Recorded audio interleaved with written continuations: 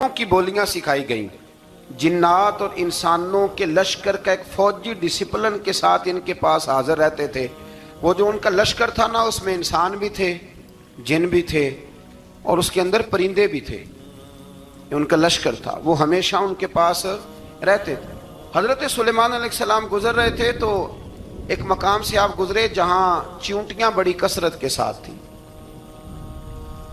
तो एक चींटी जो उन चींटियों की सरदार थी, उन चींटियों की बड़ी थी, और मुफस्सिरीन किराम ने यह भी लिखा है कि वो थी भी, एक आंख उसकी कोई नहीं थी, एक टांग उसकी कोई नहीं थी, लेकिन इस हाल में भी वो चींटी जो थी वो चींटियों की क़यादत कर रही थी। तो हजरत सैयदना सुलेमान अलैहिस्सलाम का लश्कर जब वहां से गुजरा तो वो कहने लगी, या अय्युहन नमल उदखुलू मसाकिनकुम, कहने लगी चींटियों अपने बिलों में घुस जाओ, कहीं ऐसा ना हो कि सुलेमान अलैहिस्सलाम का लश्कर बेदहानी में, सुलेमान का लश्कर तवज्जो ना करे और तुम्हें पाँव के नीचे मसल दे, लिहाजा इस तरह करो कि तुम अपने अपने बिलों में घुस जाओ। हजरत सुलेमान अभी 3 मील दूर थे, तमाम मुफस्सिरीन ने लिखा है 3 मील दूर थे। तो वहां से चींटी बोली तो कुरान कहता है कि हजरत सुलेमान उसकी बात सुन के हंस पड़े। फतबस्सम दाहिका, आप उसकी बात सुन के हंस पड़े।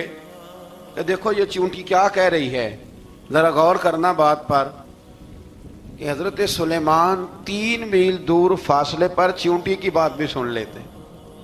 मौलवी ने कुरान की आयत पक्की याद कर लिया, ना बशर मिसलुकुम, कहता है हुजूर ने कहा मैं तुम्हारी तरह का बशर हूं, नबी हमारी तरह होते हैं जी। तो वो तो 3 मील दूर चींटी की आवाज सुन लेते थे। इसके कान में चींटी रखो भला, इसे कहो कि बता भला क्या कहती है, वो जो बताएगा फिर दौड़ लगा देगा शायद। कान में रखो इसको, कहो बता चींटी क्या कहती। और अगर ये लफ्ज ना होते कुरान के कि जब उन्होंने सुना तो हंस पड़े, ये जुमले ना होते तो शायद इसको भी ना मानते। लेकिन हजरत सुलेमान ने सुनी चींटी की बात और अब अगली बात कहने लगा हूं। बड़े खूबसूरत लफ्ज लिखे हैं मुफस्सिरीन ने, फरमाते हैं देखो एक चींटी ने एक जुमला बोल के, एक चींटी ने एक जुमला बोल के अपने कबीले की खैर खाई की तो रब ने उसका जुमला भी कुरान में बयान फरमा दिया। तो जो सारी जिंदगी लोगों को जुमले बोल बोल के कहे रब रसूल की तरफ आ जाओ, तो अल्लाह क़यामत में उसकी बात को कायम नहीं फरमाएगा।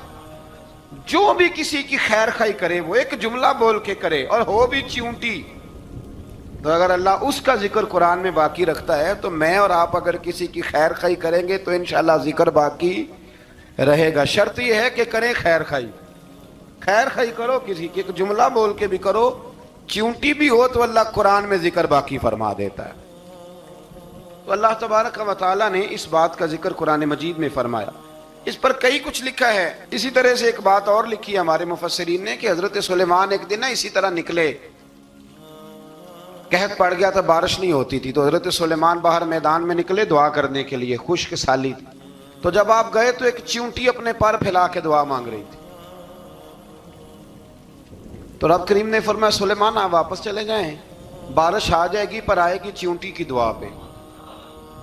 तो हजरत सुलेमान ने अर्ज की मौला मैं भी तो इतना लश्कर लेके आया हूं ना, तो चलो हमें भी दुआ कर लेने दे, तू चींटी की दुआ पे बरसा देना पर दुआ कर लेने दे। फरमाया नहीं आप वापस जाएं, दुआ ना मांगे। या अल्लाह क्यों? फरमाया चींटी का दिल टूट जाएगा, वो तो कहेगी कि ये सुलेमान की लश्कर दुआ पे फिर बारिश आई है। तो आप ना करें ताकि उसके दिल में ये बात रहे कि नहीं मेरे रब ने मेरी दुआ पे बारिश फरमाई है। आप जाएं, आज बारिश आएगी पर आएगी चींटी की दुआ पे। तो जो चींटी बारिश की दुआ करे कौम के लिए, अल्लाह अगर उसका जिक्र कायम रखता है तो जो अपनी कौम के लिए हिदायत की दुआ करे। और कभी कभी गर्दन झुका के देखा करो कि दिल में रसूलुल्लाह की उम्मत का दर्द कितना है। अगर कहीं हुजूर की उम्मत का दर्द है तो फिर इंशाअल्लाह जिक्र क़यामत तक बाकी रहेगा, फिर इंशाअल्लाह क़यामत तक आने वाली नस्लें भी आपका जिक्र करेंगी अगर हुजूर की उम्मत का दर्द सीने में मौजूद है। इसी तरह से फिर हजरत सुलेमान के लश्कर में ना एक हुदहुद नामी परिंदा भी था, लश्कर का कारकुन था परिंदा। हुदहुद गायब था तो हजरत सुलेमान कहने लगे किधर गया वो हुदहुद, नजर ना आज आया सख्त सजा दूंगा। یہاں تو کوئی اچھی خبر لائے گا، چونکہ وہ ہدہد پرندہ جاتا تھا تو خبریں لا کے دیتا تھا، ورنہ سزا دوں گا۔ اتنی دیر میں ہدہد بھی آ گیا۔ تو یہ پرندے جو کارکن ہوتے ہیں بڑے سیانے ہوتے ہیں، کبھی بندہ ناراض ہو تو صحیح خبریں لے آتے ہیں۔ تو صحیح خبر لے کے آ گیا، آتے ہی آ کے بیٹھا تو اس نے حضرت سلیمان علیہ السلام نے کہا کہاں تھے؟ عرض کرنے لگا حضور میں ملک سبا گیا تھا، وہاں ایک عورت حکمرانی کرتی ہے، اس کا نام بلقیس ہے، بہت بڑے تخت پہ بیٹھتی ہے، 80 گز اس کا تخت لمبا ہے، 40 گز چوڑا ہے، اور شاید 80 من کے 80 ٹن اس کا وزن ہے۔ تو حضور وہ سورج کو پوچھتے ہیں۔ حضرت سلیمان نے فوراً خط لکھا، فرمایا جا کے اسے میرا خط دے دو کہ یہاں تو کلمہ پڑھ کے ہماری فرما بردار بن جائے، ورنہ تیار ہو جائے، جو اللہ کے غیر کو پوچھتے ہیں ہم ان کے خلاف جنگ کریں گے۔ وہ جب لے کے گئے نا خط، یہ حدود گیا تو وہ میٹنگ کر رہی تھی، اس کے وزیر مشیر سارے بیٹھے تھے، اس نے جا کے خط پھینک دیا ملکہ بلقیس کی جھولی میں۔ اس نے خط پڑھا تو ڈر گئی، وزیروں کو بلایا۔ حضرت سلیمان، قرآن کہتا ہے حضرت سلیمان نے کہا تھا خط پھینک کے نا تو سائڈ پہ ہو کے سننا وہ کیا کہتا۔ بندوں کے لیے منع ہے، پرندوں کے لیے جائز ہے۔ بندوں کے لیے منع ہے سائڈ پہ ہو کے سننا، ہاں جس کی جاسوسی کی ڈیوٹی ہو، کفر کی جاسوسی کی، اس بندے کے لیے بھی جائز ہے۔ تو یہاں ایک تو وہ پرندے تھے، دوسرا کفر کی جاسوسی کر رہے تھے، سائڈ پہ ہو کے سننے لگے۔ تو ملکہ بلقیس کہنے لگی اب کیا کرنا ہے، یہ خط آیا ہے۔ تو وہ کہنے لگے ہم تیار ہیں، آپ حکم کریں، ہم لڑنے کو تیار ہیں، لڑیں گے۔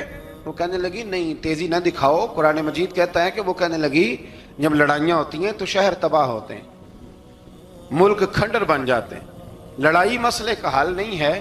انہوں نے کہا کہ میں نبی ہوں، ایک دفعہ آزما لیتے ہیں کہ نبی ہیں کہ نہیں، معاذ اللہ آزما لیتے ہیں۔ کہا کیسے؟ کہنے لگی تحفے تحائف بھیجتے ہیں، اگر مال پر دل للچا گیا تو پھر نبی نہیں بادشاہ ہے، اور اگر مال پر دل للچایا نہ تو پھر اللہ کے کامل بندے۔ یہ فرق اس نے اس وقت بیان کیا۔ اس نے 500 کنیزیں، 500 غلام، بڑے شاندار لباس پہنا کے، 500 گھوڑا بڑا تگڑا، اس کے اوپر مال و اسباب رکھ کے تیاری کرا کے حضرت سلیمان کی طرف بھیجا۔ ہدہد پہلے سے خبر لے کے آ گیا، حضور اس نے یہ پروگرام بنایا ہے۔ وہ جب آیا سارا کچھ تو حضرت سلیمان دیکھ کے جلال میں آ گئے، فرمانے لگے اسے جا کے کہہ دو تو مجھے کیا تحفے بھیجے گی، میرے رب نے مجھے مالا مال فرمایا ہوا ہے، انہیں مالا مال کیا میرے مالک نے، جا اسے جا کے کہہ تو کیا تحفے دے گی۔ جب رب دیتا ہے تو پھر کوئی کمی نہ وہ نہیں چھوڑتا۔ بندے کیا دے سکتے ہیں، بندے تو بیچارے 10 دے کے تو 10 دن ان کی آنکھیں نہیں کھلتی۔ فرمایا جو اللہ نے جو دیا ہے کیا بات ہے اس کے دینے کی، تو فرمایا اسے کہو یا فرما بردار ہو کے آ جائے یا جنگ کے لیے تیار ہو جائے، ہم اسے اس کے شہر سے ذلیل کر کے نکال دیں گے۔ اس نے جا کے جب پیغام دیا تو اور ان لوگوں نے بھی آ کے بتایا کہ وہاں تو ہم عجیب منظر دیکھ کے آئے ہیں کہ جانور بھی ہاتھ باندھے کھڑے ہیں، وہاں تو جنات، سرکش جنات کھڑے ہیں، وہ بادشاہ نہیں وہ نبی ہیں۔ وہ جو 500 غلام اور 500 کنیزیں گئی تھی حوال سنایا آ کے۔ تو ملکہ بلقیس نے پھر خط لکھا کہ میں فرما بردار ہو کے آ رہی ہوں۔ معنی کیا ہے؟ میں کلمہ پڑھنے کے لیے آ رہی ہوں۔ تو حضرت سلیمان نے کہا بھئی اب اس طرح کرو، ذرا فرش بچھاؤ۔ انہوں نے فرش بچھایا، اس طرح کا کہ اوپر فرش تھا، نیچے مچھلیاں تیر رہی، لگ رہا تھا دریا ہے۔ ڈیوٹی لگا دی، جنات نے بچھا دیا۔ ادھر حضرت سیدنا سلیمان فرمانے لگے اب چونکہ مان کے آ رہی ہے تو اسے اپنی نبوت کی علامتیں بھی دکھانی ہیں۔ اس نے تخت بڑا شاندار بنوایا تھا، اور خواتین میں جو عادتیں خواتین والی ہوتی ہیں وہ جاتی نہیں۔ وہ 7 کمروں میں نا پیچھے اپنا تخت رکھ کے تو 7 دروازے بند کر کے آئی۔ اس زمانے میں ایک رواج تھا، وہ زلیخا نے بھی 7 دروازے مکفل کے ایک رواج تھا، ایک کمرہ، پھر کمرے کے پیچھے کمرہ، پھر اس کے پیچھے کمرہ، پھر اس کے پیچھے کمرہ، اور اس کو بڑے موٹے تالے لگائے جاتے تھے۔ اور فلسفہ یہ تھا کہ ایک تالا توڑے گا کوئی تو جب تک سپاہی آ جائیں گے، اور اگر اس کے توڑنے تک نہ آئے تو دوسرے کے توڑنے تک آ جائیں گے، اور اس کے توڑنے تک نہ آئے تو 7ویں تک تو آ جائیں گے۔ یہ ان لوگوں کا نفسیاتی معاملہ تھا، سوچ تھی۔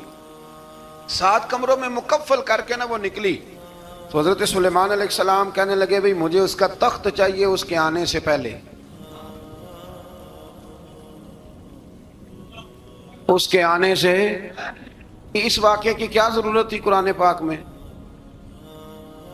یہ کیا حاجت تھی یہ تخت والی ساری بات قرآن نے کیوں بیان کی؟ پوچھیں آپ اپنے دل سے بھی اور انکار کرنے والے منکرین سے بھی، اس کی کیا ضرورت تھی؟ وہ جو کہتے ہیں جی ولی کی کرامت کی کیا ضرورت ہے، سیدھی سیدھی نماز پڑھو، روزہ رکھو، حج کرو، زکوٰۃ دو، تو پوچھو ان سے ایک سورت نمل کے اندر اس ساری تفصیل کی کیا ضرورت تھی؟ ختم ہو گئی جب وہ کلمہ جو پڑھ رہی ہے، تو پھر اس سارے واقعے کو رب کیوں بیان فرماتا ہے؟ حضرت سیدنا سلیمان فرمانے لگے تخت چاہیے، اور چاہیے اس کے آنے سے پہلے۔ قال عفریت من الجن، جنوں میں سے ایک بہت بڑا جن بولا، کہنے لگا حضور آپ کا یہ تخت برخاست ہونے سے پہلے لے آؤں گا۔ یہ جو آپ میٹنگ کر رہے ہیں نا، یا فیصلے ختم، کچھ نے لکھا صبح سے شام تک میٹنگ ہوتی ہے اور اس کو آنے میں پتہ نہیں کتنے دن لگیں گے، تو میں یہ برخاست ہونے سے پہلے، اور کچھ نے کہا دی آپ شرط کیوں لگاتے ہیں کہ صبح سے شام تک ہوتی؟ اس جن نے کہا دی آپ 10 منٹ میں فارغ ہو جائیں، آپ فارغ ہوں گے تو تخت آ جائے گا۔ مفسرین نے لکھا ہے کہ جب قرآن کہتا ہے کہ اس نے کہا کہ آپ کے فارغ ہونے سے پہلے، تو اس کا مطلب ہے کہ جب آپ اٹھیں گے، یہ جگہ خالی کر دیں گے، تو تخت یہاں کیویں ہزاروں میل کا فاصلہ ہے، آ جائے گا، پر ہوائی جہاز پہ کارگو کرا کے، جی DHL کے ذریعے کیسے آئے گا؟ وہ آئے گا تو بس آئے گا۔ تو حضرت سلیمان کی تو بادشاہت تھی نا زمانے پہ، فرمانے لگے نہیں نہیں تو لیٹ ہے، تو لیٹ ہے، تو ہمیں جانتا ہی نہیں، ایٹ سٹ تے پکھڑا کوار گندل، اسی اور بھی بوٹیاں جاننے ہاں، یہ تو لیٹ ہے، ابھی ہماری طاقت اس سے زیادہ ہے۔ بڑی کمال بات لکھی ہے لکھنے والوں نے۔ ایک مفسر نے لکھا ہے کہ ابھی حضرت سلیمان نے غلاموں سے منگوایا ہے، اپنی بات کوئی نہیں کی، یہ حال ہے ان کے غلاموں کا، تو سردار کا عالم کیا ہوگا؟ حضرت سلیمان کہنے لگے بھی جلدی جائیے۔ قال الذی عنده علم من الکتاب انا آتیک بہ قبل ان یرتد الیک طرفک، تو اٹھا ان میں سے وہ جس کے پاس کتاب میں سے علم تھا، ساری کتاب کا بھی نہیں، علم من الکتاب، کتاب، وہ اٹھے جن کے پاس کتاب میں سے علم تھا، تو وہ اٹھ کے کہنے لگے حضور میں لے آؤں گا، کب؟ آپ کے آنکھ جھپکنے سے، نہیں آنکھ جھپکنے سے، بندہ تھا جن تھا، جن کی تو بات مانی نہیں انہوں نے، کیا کہا؟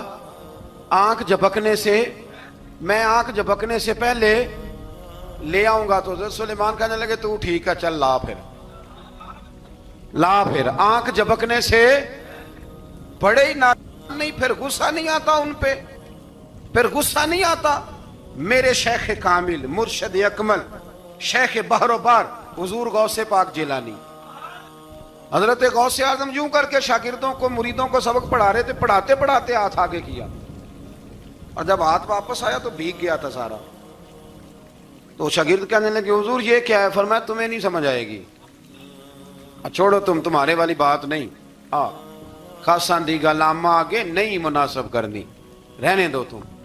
کچھ وقت گزرا تو کچھ لوگ آ گئے، ابھی کلاس ختم نہیں ہوئی تھی، کپڑے بھیگے ہوئے ہو، وہ شاگرد پہلے ہی منتظر تھے، کہا تمہیں کیا ہوا؟ کہنے لگے دریا میں جا رہے تھے، اچانک ہچکولیں آنے لگے، تو ہم نے کوئی کسی بے عمل کا بازو تو نہیں نہ تھاما، ہم غوث اعظم کے ماننے والے ہیں، تو دریا میں کہا یا شیخ عبد القادر جیلانی شیئا للہ، اللہ کے راستے میں مدد کرو۔ تو کہنے لگے بس ایک ہاتھ ہی آیا ہے، اور یوں کشتی کھینچ کے باہر نکالی ہے۔ تو اب وہ شاگرد سارے چپ کر گئے، کہنے لگے جواب کیوں نہیں دیتے؟ انہوں نے کہا تم نے ہاتھ دیکھا ہے پہنچتا ہوا، اور ہم نے ہاتھ دیکھا ہے یہاں سے جاتا ہوا، تم نے پہنچتا ہوا دیکھا ہے، تو ہم نے حضرت بہاؤالحق نقشبند بخاری، ان کی ایک مریدنی تھی، اوپر چبارے پہ کسی نے اس کی عزت پہ ہاتھ ڈالا، چبارے پہ اوپر والی منزل پہ، اس مریدنی نے اپنی عزت بچانے کے لیے چھلانگ لگا دی، جب وہ نیچے گر رہی تھی تو حضرت بہاؤالحق نقشبند بخاری پہنچ گئے،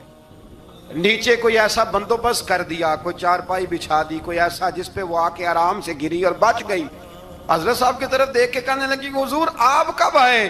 فرمانے لگے پتر جب تو چبارے سے چلی تھی تب میں بخارے سے چلا تھا، جب تو چبارے سے چلی تھی نا تب میں بخارے سے چلا تھا، اور تیرے نیچے آنے تک میں بھی پہنچ گیا ہوں۔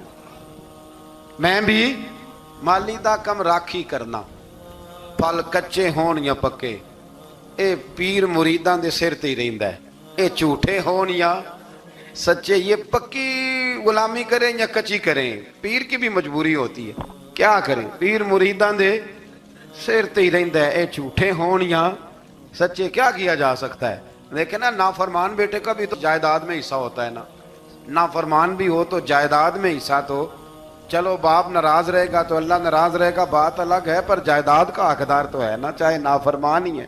پیر مریداں دے سر تے ہی رہندا ہے، اے جھوٹے ہون یا۔ پھر وہ تخت آ گیا، حضرت سلیمان سے پوچھا یہ کیا ہے؟ قال ھذا من فضل ربی، فرمانے لگے کچھ بھی نہیں۔ حضرت سلیمان کہنے لگے یہ میرے رب کا فضل ہے۔ شاید سب مفسرین نے بڑی بڑی باتیں کی ہوں، پر یہاں ایک قاضی ثناء اللہ پانی پتی رحمت اللہ علیہ کا فقرہ میں پڑھ رہا تھا، بڑا مزہ آ رہا تھا۔ قاضی صاحب فرمانے لگے اس آیت پہ، قاضی صاحب کہتے ہیں جن پر نرا فضل تھا، ھذا من فضل ربی، نرا فضل، فرمایا ان کی تو اتنی طاقت ہے کہ وہ ہزاروں میل دور سے 80 گز لمبا 80 گز چوڑا تخت آنکھ جھپکنے سے پہلے لے آتے ہیں، اور جن کے بارے میں اللہ فرماتے ہیں بشر المؤمنین بِأَنَّ لَهُم مِّنَ اللَّهِ فَضْلًا كَبِيرًا، فرمایا محبوب اپنے غلاموں کو خوشخبری دے دیں، باقیوں پہ نرا فضل تھا، ان پر تو فضل کبیر ہے، ان پر تو بڑا ہی فضل ہے اللہ کا۔ تو فرمایا جن پر فضل کبیر ہو، ایک نہیں، اس پر میں بڑے دلائل دے سکتا ہوں، کرامات اولیاء پر میں بڑے ہی دلائل دے سکتا ہوں، بڑے۔ غوث اعظم رضی اللہ تعالیٰ عنہ کے بعد بادشاہ آیا تو کہنے لگا پیر تب مانوں گا جب سیب کھلائیں گے، سیب کا موسم ہی نہیں تھا۔ تو حضرت صاحب آتے ہی اسے کہنے لگے اب تو میری ولایت کو سیبوں پہ تو نہ تول، اب سیب کھلائے تو ولی یا نہ کھلائے تو ولی کوئی نہیں، یہ تو اب میری ولایت کو سیبوں پہ تو نہ تول۔ تو حضرت صاحب نے یوں ہاتھ اٹھایا تو اللہ نے 2 سیب عطا فرمائے۔ تو وہاں جملہ ہے حضور غوث اعظم کا، فرمانے لگے اگر اللہ حضرت مریم سلام اللہ جو بنی اسرائیل کی ولیہ ہیں، ولی ہے نا، وہ نبی تو نہیں نا، عورت نبی نہیں ہو سکتی، فرمایا اگر اللہ انہیں بغیر موسم کے پھل دے سکتا ہے میں تو محمد عربی کا نوکر ہوں۔ فرمایا اب نہ 2 سیب آئے تھے، تو وہ کہنے لگا میرے تو دل میں 1 سیب تھا نا، تو حضور غوث اعظم نے نا 1 سیب مجھے دیا، 1 میں نے کھایا تو 1 غوث پاک کھانے لگے، کہتے ہیں میں نے وہ منہ میں رکھا ذرا ترش تھا، تو میرے چہرے کا وہ رنگ دیکھ کے نا، اثر دیکھ کے کہ تلخی محسوس، تو غوث اعظم کہنے لگے میرے والا کھا۔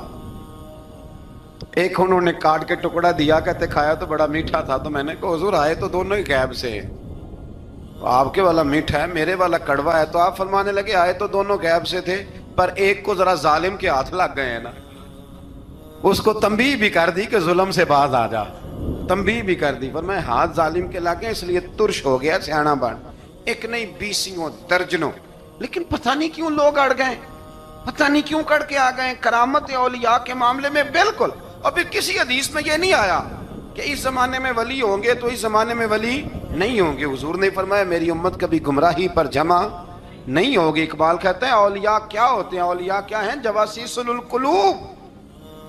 اقبال کہتا ہے ولی کا بہت بڑا ولی تم نے دیکھنا ہو تو اسے دیکھو جو تیرے دل کا جاسوس ہے۔ چلو یہ مشکل بات ہے، میں نہیں چھیڑتا، لیکن جو تیرے وہ جاسوسی کرتا ہے، پر کرتا ہے تیرے دل کی، وہ تیرے دل کا جاسوس ہوتا ہے ولی، اور اس پر حضور کی حدیث ہے، فرمایا اس کی فراست قلبی سے ڈر، یہ اللہ کے نور سے دیکھتا ہے، ڈر اس کی فراست قلبی سے، اللہ توفیق عطا فرمائے۔ 12 اس ولی کا نام تھا آصف بن برخیہ۔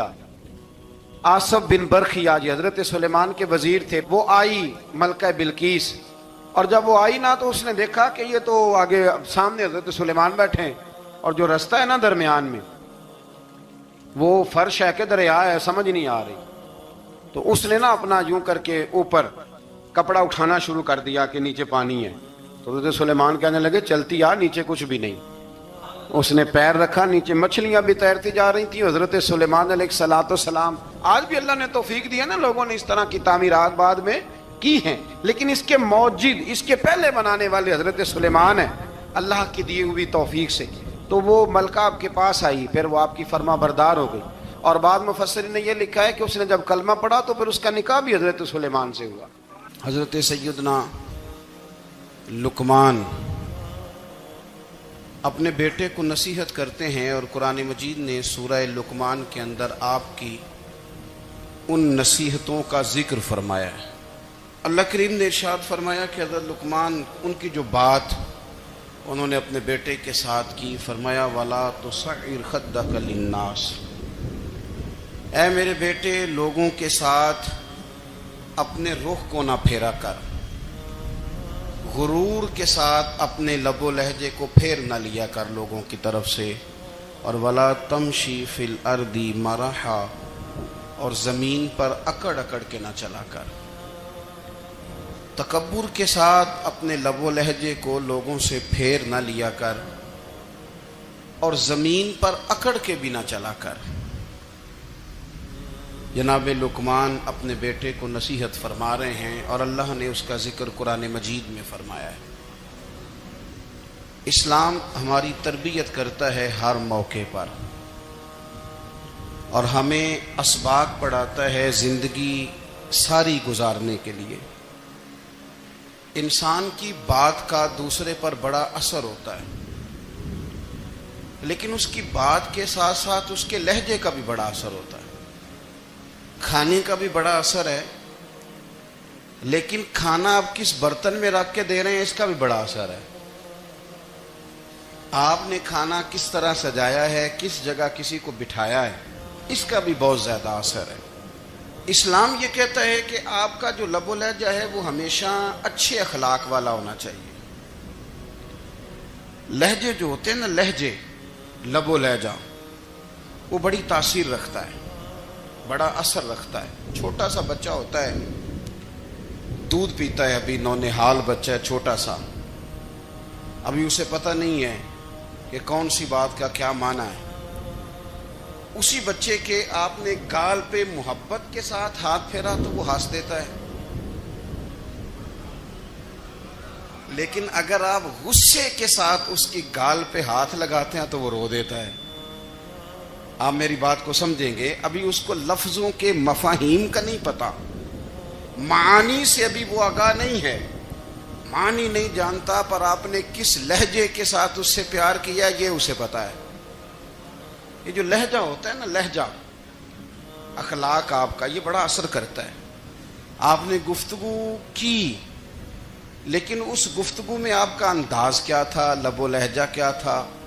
کچھ لوگ کہتے ہیں میں نے کوئی غلط بات کی ہے، بالکل ٹھیک بات کی ہے. بھئی آپ کی بات ٹھیک تھی، پر آپ کا انداز ٹھیک نہیں تھا. جہاں بات ٹھیک ہونا ضروری ہے نا، وہاں انداز ٹھیک ہونا بھی بڑا ہی ضروری ہے. آپ کے لہجے کا خوبصورت ہونا اور آپ کے لفظوں کا حسین ہونا بھی بڑا ہی ضروری ہے. اگر آپ تھوڑا سا معاشرے میں غور کریں تو کچھ لوگ ایسے ہیں جو طبعاً ہی بیچارے دنیا میں آئے ہی شکوہ کرنے کے لیے. ان کے لہجے سے نہ ترش روئی برستی ہے، تلخی ہے. وہ جی میں فلاں آدمی کے پاس گیا تو اس نے میری بات نہیں سنی، فلاں شخص سے میری ملاقات ہوئی، میں نے وقت گزارا پر وہ بندہ ٹھیک نہیں نکلا، فلاں کے ساتھ میں آگے بڑھنا چاہ رہا تھا پر میرے معاملات چل نہیں سکے. تو بھئی آپ دوسروں کو ناپتے اور تولتے رہے، آپ کو یہ دیکھ لینا چاہیے تھا کہ آپ کا انداز فکر ہی کہیں غلط نہ ہو. لہجے، اخلاق، یہ آپ کے لفظوں سے بھی زیادہ اثر بعض اوقات رکھتے ہیں. کسی نے کہا تھا کہ میرے لہجے میں غرور آیا تھا، اس کو حق تھا کہ شکایت کرتا تھا. میرے لہجے میں کچھ ایسا کہ جس پہ وہ بیچارہ پریشان ہو گیا، اب اس کا حق بنتا تھا وہ اس پہ شکایت کرتا. تو میرے عزیز، آپ بات کو یاد رکھیں گے کہ جو اخلاق ہے، آپ کا جو اخلاق ہے، جو آپ کا کردار ہے، وہ اپنی ایک خوبصورتی رکھتا ہے. اس لیے میرے نبی پاک صلی اللہ تعالی علیہ وآلہ وسلم نے فرمایا تم میں کامل مومن وہ ہے جس کا اخلاق زیادہ اچھا ہے.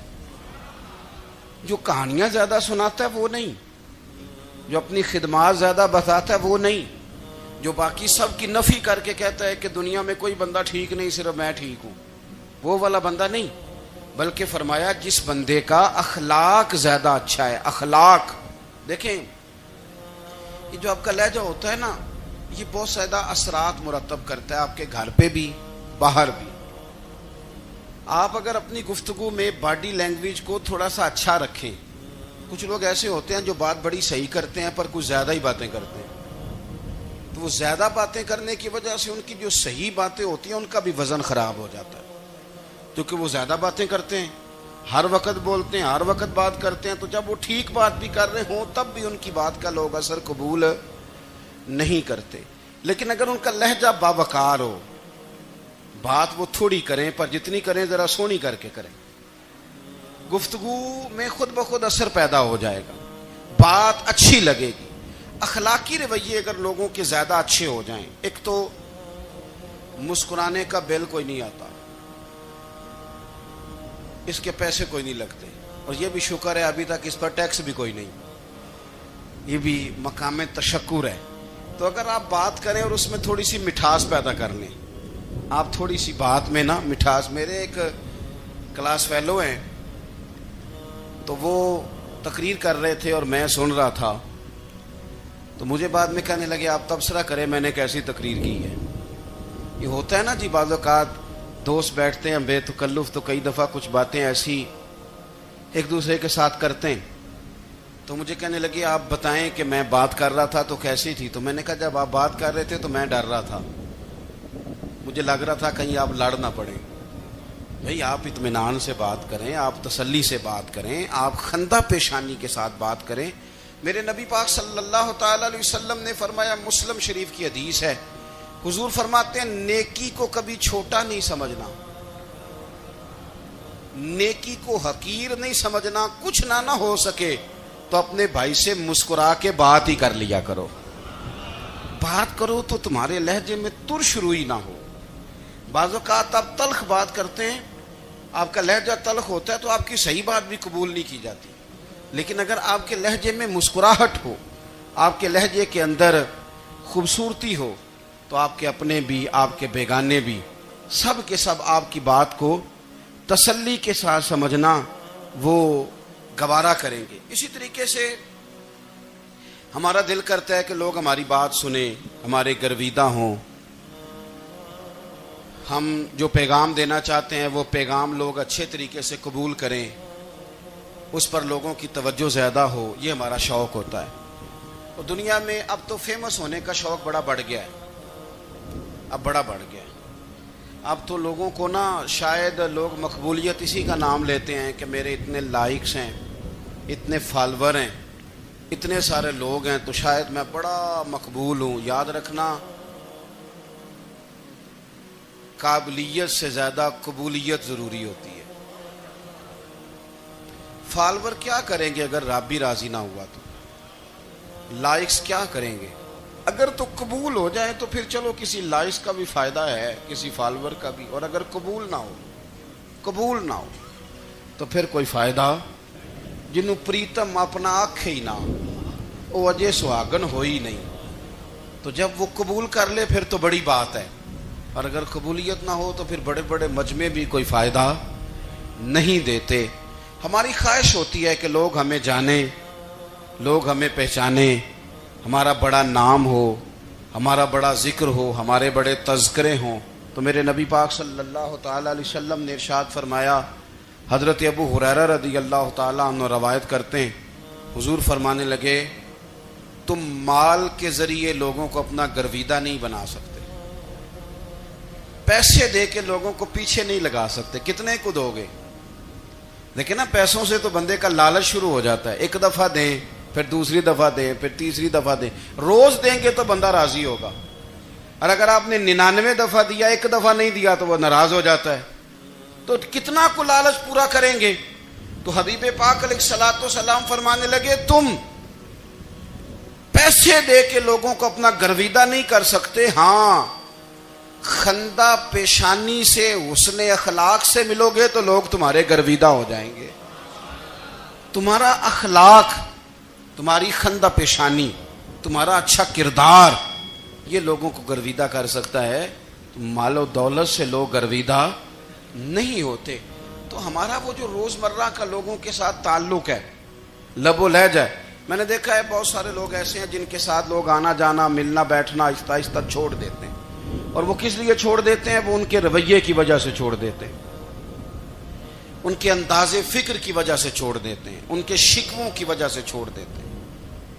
مزاج ہوتا ہے نا ہمارا کہ ہمیں شوق ہوتا ہے تعلق زیادہ لوگوں کے ساتھ ہو، اور پھر یہ بھی شرط ہوتی ہے کہ میں جس کے پاس جاؤں وہ مجھے یہی کہے کہ تو میرے ساتھ ہی پیار کر.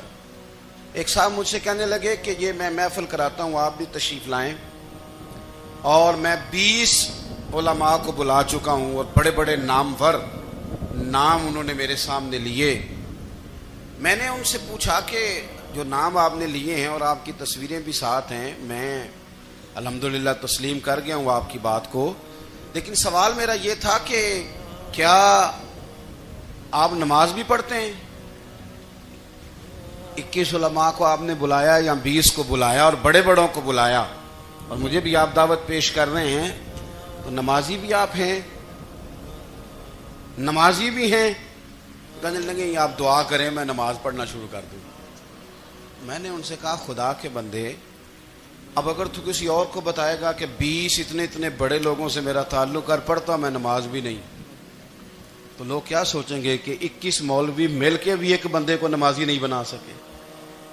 تو آپ اپنے لب و لہجے سے صرف باتوں سے گرویدہ کسی کو کر لیں گے. آپ یہ دیکھیں کہ اخلاق کس طرح کا ہے، لہجہ کس طرح کا ہے، آپ کی بات کرنے کا انداز کتنا حسین ہے، اس لفظ کے اندر حسن کتنا زیادہ ہے. نبی پاک صلی اللہ علیہ وسلم بھی تبلیغ فرماتے، ہم بھی تبلیغ کرتے ہیں. میں اور آپ جب تبلیغ کرتے ہیں تو اس تبلیغ کے اندر شکوہ ہوتا ہے اور تنقید ہوتی ہے، اور بعض جگہ میں نے یہ بھی دیکھا ہے کہ طنز ہوتا ہے. طنز، ہم دوسرے کو دین کی دعوت رہے ہیں، لیکن ہمارے لب و لہجے سے طنز اور ترش روئی چھلکتی ہے. تو دولت کے پیچھے لگ گیا ہے، تو بالکل جاہل ہے، تو بالکل تیرے خاندان میں سے بھی کوئی نہیں ادھر آتا. آپ طنز کر رہے ہیں، آپ دعوت دین نہیں دے رہے. دعوت دین تو گلدستے میں رکھ کے پیش کی جاتی ہے، اس کی تو ایک خوبصورتی ہے، اس کا تو ایک حسن ہے، اس کی تو اپنی ایک جاذبیت ہے، اس کی اپنی ایک نورانیت ہے. صحابہ کرام علیہم رضوان فرماتے ہیں کہ حضرت سعد بن معاذ رضی اللہ تعالیٰ عنہ کا جنازہ تھا. اللہ کے پیارے محبوب صلی اللہ تعالیٰ علیہ وسلم نے جنازے کی امامت فرمائی، اور جنازے کی امامت کے بعد ابھی نہ قبر کے تیار ہونے میں کچھ ٹائم باقی تھا، تو حضور زمین پہ تشریف فرما ہوئے. لوگ قبر کی تیاری میں ہیں. بعض اوقات ہوتا ہے نا ابھی قبر نہیں تیار ہوئی، تو کہتے ہیں کہ لکڑی کے ساتھ حضور نے زمین کریدنی شروع کر دی، اور دیر تک حضور نے چہرہ نور کو زمین کی طرف جھکائے رکھا، گویا زمین شرف دیدار حاصل کرتی رہی. دیر تک چہرہ نور جھکا رہا زمین کی جانب، حضور نے رخ نور کو پھیر لیا. صحابہ کہتے ہیں کہ ہم نہ بڑے، جب حضور ہمارے قریب ہوتے تھے تو ہمارا خیال ہوتا تھا کہ رحمت کی برکھا ہے، اپنے اپنے حصے کا کرم اڈیل لے اپنے اوپر. فرماتے ہیں منتظر تھے کہ حضور کب ہماری طرف رخ انور پھیریں اور ہم کریم سے کوئی بات سن سکیں. ارشاد فرماتے ہیں کہ ہم بڑے شدید منتظر تھے. دیر کے بعد نبی پاک علیہ الصلوۃ والسلام نے چہرہ انور اٹھایا، دیر کے بعد چہرہ انور اٹھایا. یہ دیکھیں تبلیغ ہو رہی ہے، اور جب حضور نے چہرہ انور اٹھایا تو آنکھوں میں آنسو تھے، رو رہے تھے. اور 3 دفعہ حضور نے فرمایا، چونکہ قبر تیار ہو رہی تھی، 3 دفعہ نبی کریم نے فرمایا لوگو قبر آخرت کی منزلوں میں سے پہلی منزل ہے، اس کی تیاری کر لو، اس کی تیاری کر لو، اس کی تیاری کر لو. 3 دفعہ حضور نے یہ جملے دہرائے. کیوں؟ ایک میں تبلیغ کرتا ہوں پر اس میں نہ درد ہے، نہ رونا ہے، نہ وہ لب و لہجہ. ایک حضور دعوت دے رہے ہیں قبر کی تیاری کی، لیکن اس میں آنسو ہیں، اس میں خاص رغبت ہے غلاموں کے لیے. تو اپنی زندگی کے اندر جو ہمارا انداز تکلم ہے، ہمارا انداز گفتگو ہے، میں کہا کرتا ہوں کہ ہم نا دین کے لیے جب کلام کر رہے ہوتے ہیں تو شدت ہوتی ہے ہمارے جملوں کے اندر. بعض مقامات شدت کے ہوتے ہیں. آپ جہاد کی بات کر رہے ہیں, ناموس رسالت کی بات کر رہے ہیں, تو کسی جگہ آپ کے لب و لہجے کے اندر شدت کا ہو جانا برا نہیں ہے, بلکہ وہ اچھا ہے. لیکن میرے عزیز, ہر وقت ہی کچھ لوگ تلخ ہیں. انہیں کسی وقت بھی آپ ان سے ملاقات کر لیں, وہ لوگ آپ کو پریشان ہی نظر آئیں گے. حضرت سیدنا عبداللہ ابن عمر رضی اللہ تعالیٰ عنہ روایت کرتے ہیں کہ نبی پاک صلی اللہ تعالیٰ علیہ وآلہ وسلم نے ارشاد فرمایا کہ جنت میں ایسے بھی کمرے ہوں گے, جنت میں کچھ ایسے کمرے, کچھ ایسے مکانات بھی ہوں گے کہ باہر کھڑے ہوں گے تو اندر نظر آئے گا, اور اندر کھڑے ہوں گے تو باہر نظر آئے گا. یعنی ایک تو تم آئینے لگاتے ہو نا, وہ دیواریں اتنی شفاف ہوں گی کہ اندر باہر سے ان کا حسن دکھائی دے گا. حضرت سیدنا مالک اشعری رضی اللہ تعالیٰ عنہ بیٹھے تھے, کہتے ہیں میں نے فوراً عرض کی حضور وہ ملیں گے کس کو؟ وہ جو اتنے حسین گھر ہوں گے کہ دیواریں ہی شیشے کی محسوس ہوں گی, اندر باہر سے حسن کے جلوے دکھائی دیں گے, حضور وہ ملیں گے کسے؟ تو اللہ کے پیارے محبوب علیہ السلام نے فرمایا وہ اس کو ملیں گے جو گفتگو اچھی کرے گا, جو گفتگو اچھی کرے گا, لب و لہجہ اخلاق والا ہوگا, گفتگو اچھی کرے گا, لوگوں کو کھانا کھلائے گا, اور جب لوگ سو رہے ہوں گے تو وہ اٹھ کے اپنے رب کی عبادت کرے گا. اس شخص کو وہ مکانات ملیں گے جن کی دیواریں آئینے کی مانند ہوں گی, جن کا حسن تازہ ہوگا, جن کو اللہ تبارک و تعالیٰ نے اپنے فضل سے مزین کیا ہوگا, سنوارا ہوگا. ہم اگر تھوڑی سی توجہ کریں نا, تو کئی دفعہ وقت گزر جاتا ہے, لہجہ نہیں بھولتا, لہجہ یاد رہتا ہے. آپ تو 2 منٹ کے لیے غصے میں تھے نا, تو آپ نے کوئی بات کر دی کسی غریب کو, کسی شخص کو, آپ غصے میں تھے, آپ نے کہہ دیا, اس بیچارے نے سن لیا, لیکن وہ باتیں اسے سونے نہیں دیتی, بار بار یاد آتی. کوئی آپ کے ساتھ تلخ کلام کر دے نا, کبھی تلخ گفتگو کر دے, بندہ جب سامنے آتا ہے وہ باتیں یاد آ جاتی ہیں, تکلیف ہوتی ہے, اور وقت گزر جاتا ہے. لڑائیاں ہمیشہ چل نہیں سکتی. لڑائی کتنی دیر کی ہوتی ہے؟ 1 دن کی, 2 دن کی. قتل بھی ہوں تو اگر قاتل کو پھانسی بھی ہو جائے تو پھانسی کے بعد بالآخر لڑائی تو ختم ہو ہی گئی نا. لڑائی ہمیشہ چلتی, تلخی ہمیشہ چل سکتی نہیں. تلخی روٹین میں چلنے والا سکہ, کوئی سکے روٹین میں چلتے وقتی ہوتے. یہ جو غصے کا لب و لہجہ ہے, تلخی کا سکہ, یہ بھائی روٹین میں نہیں چلتا, اس نے ایک نہ ایک دن ختم ہو جانا ہے. روٹین میں پیار ہی چلتا ہے. حضرت جابر ابن عبداللہ کہتے ہیں حضور پہلے دن مدینہ منورہ آئے, میں زیارت کے لیے گیا تو میں نے مسکراتے دیکھا. 10 سال میں دیدار کرتا رہا, اور وصال سے چند دن پہلے بھی میں نے زیارت کی تو مدینے والے محبوب کو مسکراتے ہوئے ہی دیکھا ہے. یہ جو آپ کا لب و لہجہ ہے نا, اخلاق والا, حسن والا, مسکرانے والا, یہ لب و لہجہ نا ذرا لمبا چلتا ہے. یہ روٹین ہے, یہ روز چلے گا. یہ سکہ وہ ہے جو رائج الوقت رہتا ہے, یہ کبھی بھی ختم ہونے والا یہ خزانہ ہے. تو یہ جو آپ کا تلخ لب و لہجہ ہے, یہ روٹین نہیں. عارف رومی رحمۃ اللہ علیہ فرماتے ہیں کہ وہ مثال دینے کے لیے بات سمجھاتے ہیں. فرماتے ہیں ایک شخص جنگل میں لکڑیاں کاٹنے جایا کرتا تھا تو شیر سے دوستی ہو گئی, یعنی ڈائریکٹ بادشاہ سے دوستی ہو گئی. اور بادشاہ بھی وہ جو جنگل کا بادشاہ ہے, جنگل کے بادشاہ سے دوستی ہو گئی. اب وہ لکڑہارا غریب آدمی تھا, لکڑیاں تو کاٹنی ہوتی تھی, تو وہ جنگل کا بادشاہ اعلان کر دیتا جانوروں کو کہ میرا دوست آیا, ایک تو کوئی تنگ نہ کرے, اور دوسرا یہ کہ سب لوگ مل کے اس کے ساتھ تعاون کریں. کبھی کوئی جانور لکڑیاں اکٹھی کراتا, کبھی کوئی اپنی پشت پہ گدھا, بیل, گھوڑا, خچر رکھ کے وہ لکڑیاں باہر چھوڑنے آتا. تو اب اس کی بڑی دھوم مچ گئی جنگل کے اندر. لکڑہارا مزدور تھا, وہ بادشاہ سے دوستی کر کے بادشاہ ہی بن گیا. وہ گھر آ کے نا بیوی کو اکثر بتاتا کہ میرا ایک دوست ہے, میں جاتا ہوں تو ساری پہلے ہی مخلوق کھڑی ہوتی ہے میرے استقبال کے لیے. دوستی جو بڑے سے ہو گئی ہے. بنا ہے شاہ کا مصاحب تو پھر یہ ہے اتراتا, وگرنہ شہر میں غالب کی آبرو کیا ہے. ہمیں تو پوچھتا ہی کوئی نہیں، یہ تو بنا ہے شاہ کا مصاحب تو پھرے ہے اترا تھا، وگرنہ شہر میں غالب کی آبرو کیا ہے۔ تو وہ لوگوں کو بتاتا، بیوی کو بھی بتاتا، دوست ہے، تو بیوی کہنے لگی اتنی تو تعریفیں کرتا، یہ نہیں بتایا کہ وہ جنگل کا شیر ہے، نیرا دوست بتا دیا۔ بیوی کہنے لگ گئی کہ تو اتنا جو اس کا ذکر کرتا ہے تو کسی دن بلا نا، بلا کسی دن تاکہ اس کی دعوت کریں۔ اب اس نے پھر نہ اس کو پردے میں رکھا، کیا کہتے ہیں آج کل، سرپرائز دینا ہے، ان کا سرپرائز دینا ہے جی، پردے میں رکھا کہ وہ شیر ہے۔ تو وہ بلا لیا گھر، اب اس کے لیے کچا گوشت، ظاہر ہے شیر نے کچا گوشت دکھانا تھا۔ وہ کہنے لگی پکانا کس طرح کا ہے؟ وہ کہنے لگا جب وہ آئے گا پھر بتاؤں گا۔ اب وہ کچا گوشت 2-3 بکرے ذبح کر کے ڈال دیے، وہ آ گیا۔